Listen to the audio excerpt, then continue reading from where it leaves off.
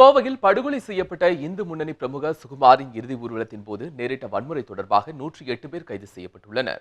கோவை மாநகரில் 63 பேரும், புறநகரில் 45 பேரும் கைது செய்யப்பட்டுள்ளதாக காவல்துறை தெரிவித்துள்ளது. இந்து இயக்கங்களைச் சேர்ந்த முக்கிய பிரமுகர்களும் இதில் கைதாகி இருப்பது தெரியவந்துள்ளது.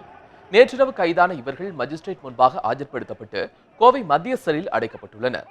இந்நிலையில் கோவை மற்றும் புறநகர் பகுதிகளில் இயல்பு வாழ்க்கை மெல்ல திரும்பிக் கொண்டிருப்பதாக தகவல் வெளியாகியுள்ளது.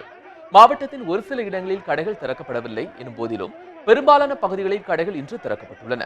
பேருந்துகள் சுமார் 60% அளவில் இயக்கப்பட்டு வருகின்றன என்றும் மாலைக்குள் முழு அளவில் பேருந்துகள் இயக்கப்படும் என்றும் போக்குவரத்து துறை அதிகாரிகள் தெரிவித்துள்ளனர். இந்து முன்னணியின் கோவை மாவட்ட செய்தி தொடர்பாளர் சுகுமார் நேற்று முன்தினம் மர்ம நபர்களால் வெட்டி படுகொலை செய்யப்பட்டார். அவரது இறுதி ஊர்வலம் கோவையில் நேற்று நடைபெற்ற போது வன்முறை வெடித்தது. இதில் பொது சொத்துக்கள் சேதப்படுத்தப்பட்டன.